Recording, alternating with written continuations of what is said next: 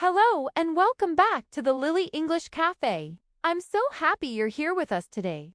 I'm Lily. And I'm Joe. Hi, everyone. Today we have a really important topic. We are going to talk about how to train your brain to speak in English and also how to think in English. Not just study English, but actually think in it. Yes, and I think a lot of learners need this. They know grammar and vocabulary, but when they want to speak, they stop. They translate. They wait. And then they feel nervous. I know that feeling very well. Your brain says, "Come on, say something." And your mouth says, "No, thank you." Exactly. So today, I'm going to share some practical ways to make English feel more natural in your mind. We'll talk about daily habits, simple practice, common mistakes, and useful phrases you can start using right away. And if you want more easy English lessons like this one, please like this video, subscribe to our channel, and click the bell. Your future English-speaking brain will thank you. All right, let's get started. Joe, how are you today? I'm good, but a little sleepy. I stayed up till late last night. Oh no, why did you stay up late? Well, I told myself, I will sleep at 10 o'clock. Then I watched one short video, then another, then another. Suddenly, it was midnight. Ah, that is a very modern problem. Yes, my plan was strong, but my phone was stronger. What about you? How are you doing? I'm doing well, thank you. I had a quiet morning, so I feel calm and ready to teach today. That sounds very Lily. Quiet morning, warm tea, clean desk, perfect notebook. That is actually true. You know me well. So Joe, what did you do this weekend? This weekend, I tried to organize my room. Tried. Yes, tried. I started with good energy, but after 20 minutes, I found an old photo, then an old movie ticket, then a snack in my drawer. A snack in your drawer? Don't ask questions I can't answer. That sounds a little dangerous. It was still unopened, I think. Oh dear. What about you? What did you do this weekend? I spent some time reading and planning lessons. I also went for a walk in the park and listened to an English podcast. See, that is the difference between us.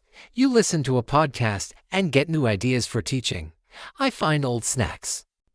But actually, Joe, your story connects to today's topic. Really, the snack story.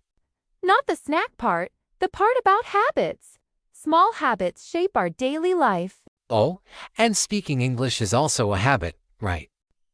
Exactly. Many people think speaking is only about talent, but actually, it is about training. It is about building the right habits. Exactly. Many people think speaking is only about talent, but actually, it is about training. It is about building the right habits. Speaking of training, a lot of learners ask, how can I stop translating everything in my head? Yes, and that is exactly what we're going to talk about today. Let's start with a simple question. Joe, why is it hard for many learners to speak in English? I think many people know words, but they can't use them fast enough. They understand, but when they speak, they pause too much. That's right. Here's what many learners do. First, they hear English. Then they translate it into their own language. Then they think of an answer. Then they translate the answer back into English. And only then do they speak. Yes, and that takes so much time. By the time the answer is ready, the conversation has already moved on. Exactly. So, the first big idea is this. Your brain needs direct contact with English. Wait, what do you mean by direct contact? I mean, you connect English words directly to ideas, pictures, actions, and feelings, not always to your first language. So, for example, when you hear the word apple, you see an apple in your mind, not the word in your first language. Oh, I like that. So word to picture, not word to word. Yes, that is a great way to say it. I remember when I first started learning another language. I translated every little thing. It was exhausting. Exhausting, that means very tiring, right? That's right. Good catch. My brain felt tired after just 5 minutes. I kept thinking, why is buying a piece of bread suddenly so difficult? That happens to so many learners. So let's talk about what to do instead. Step 1 is start small. I love that advice. Start small feels possible. It doesn't feel scary. Exactly. Don't try to think about big topics in English right away. Don't begin with what is the meaning of life. Begin with your room, your breakfast, your morning routine, your bus ride, your clothes. Simple. Everyday things first. Yes. For example, in the morning you can think in English. I'm tired. I need water. I need to brush my teeth. Where are my keys? Where are my keys? That one is very real. I say that every morning. It really is a universal sentence. I do something like this myself. When I make coffee, I say in English, I'm boiling water. I'm making coffee. The coffee smells good. That's great practice. You are describing real actions in real time.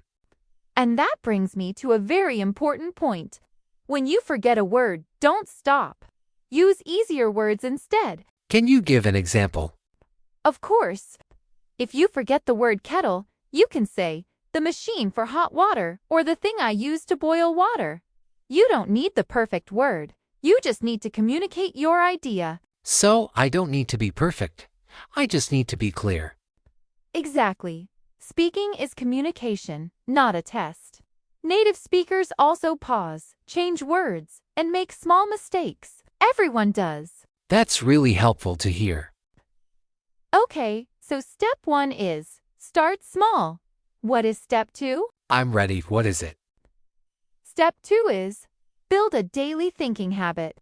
Just 5 to 10 minutes every day can make a big difference. Only 5 to 10 minutes. Yes, short practice every day is much better than one long practice once a week. Think about exercise. If you don't exercise for 2 weeks and then do a very long workout one day, that doesn't make you healthy. Right. Your brain likes repetition, not big surprises. Exactly. So, what does 5 minutes of practice look like? Here is a simple exercise. Look around your room and name things in English. Then make short sentences. This is my desk. My desk is messy. My notebook is open. My phone is next to my notebook. I like that because it's so easy to start. Then you can move to actions and plans. I'm checking my messages. I'm going to study later. I'm meeting a friend tonight. So first objects, then actions, then plans. Yes, that gives your brain a clear and simple path to follow. What if someone feels silly talking to themselves? That is very normal. Many people feel that way at first, but private practice is safe, and it builds confidence. I talk to myself quite a lot. Really?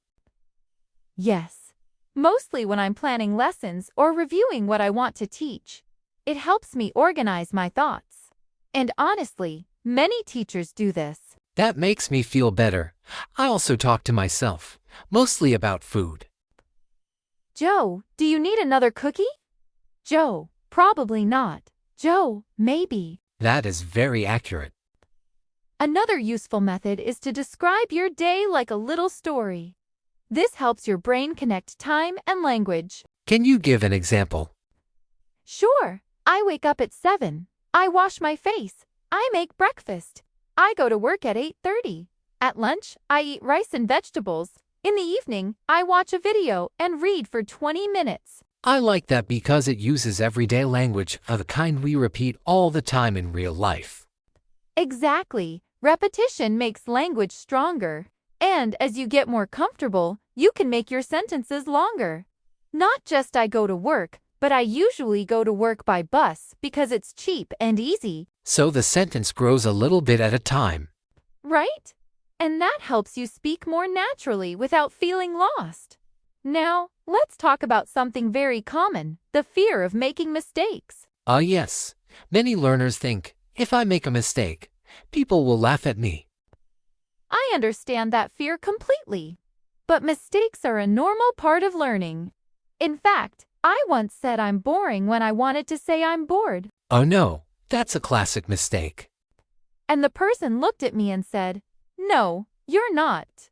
Very kind, but also very funny. Let me ask, can you explain the difference for our listeners? Of course, I'm bored means you feel no interest right now. You are the one who feels bored.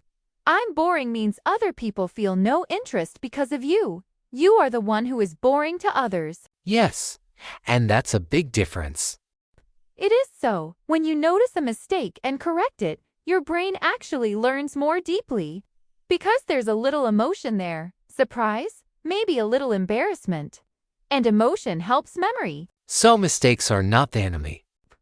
They are not. Actually, silence is often a bigger problem than mistakes. If you stay quiet because you want perfect English, your brain gets less speaking practice. Wow, silence is often a bigger problem than mistakes. I need that on a t-shirt.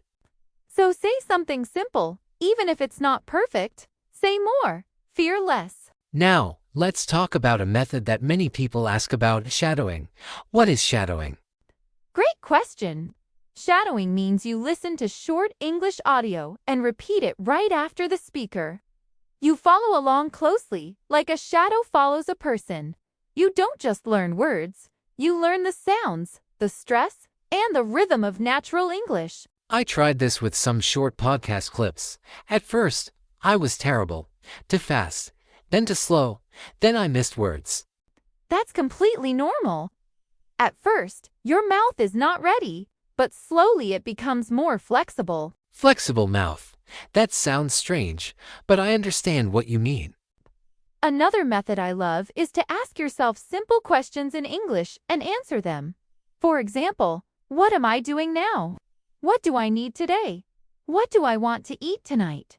How do I feel? What is my plan for tomorrow? That feels like real conversation practice, even when you're alone. Exactly. Your brain starts to learn how to answer quickly and naturally. I do something similar when I walk. I ask myself, what do I want to teach today? Then I answer myself and think it through in English. See, that's the teacher habit, always thinking about the next lesson. It's true. Now, what about writing? Does writing help speaking? I was wondering about that. Yes, but use it in the right way. Write short notes in English to help organize your thoughts. Then say those notes out loud. So first write, then speak. Exactly. Writing can be a bridge to speaking. For example, write. Today I feel tired. I have 2 meetings. I want to study for 15 minutes tonight. Then say those sentences out loud. That's smart. It's like a warm-up before you speak. Now, let me teach you something very useful. Sentence frames. These make speaking so much easier. What is a sentence frame? A sentence frame is a pattern you can use again and again. For example, I usually underscore because underscore. One thing I do every day is underscore. I'm trying to underscore, but sometimes I underscore. Oh, that's so helpful. So I can say, I usually study at night because the house is quiet. Perfect. Or, I'm trying to think in English, but sometimes I translate too much. I love it. I don't have to build a new sentence from zero every time. Right? The brain loves patterns. Now, some learners say, I don't know enough words to think in English, but for daily thinking, you don't need thousands of words. Really? Really, you need common words first: food, places, actions, feelings, time, people, and daily activities. These are called high-frequency words. Words you use again and again. That's a relief. Sometimes learners think they need very advanced words to speak well. No, clear and simple English is powerful. When a learner says, I'm a little tired, but I'm doing my best, that is simple and strong. Communication first. So, how can learners reduce mental translation? You mentioned using images earlier. Yes, when you learn a new word, connect it to a picture or a real object, not to a word in your first language. Another method is category practice. For 1 minute, think of fruits in English, then clothes, then jobs, then emotions. Oh, I like that. Apple, banana, orange, grape. Yes, and you can do the same with verbs. Eat, drink, walk, sit, open, close, carry. Default text. Carry means to take something with your hands or arms from one place to another. Like I carry my bag to work. Got it. And this kind of quick word group practice helps the brain move faster. It does. It builds stronger word networks in your mind. Now, here is one more important thing. Some learners study quietly. They read a lot, but they never say words out loud. Yes, and speaking needs sound. Your brain, ears, and mouth need to work together. Exactly. Silent study helps, but it is not enough if your goal is speaking.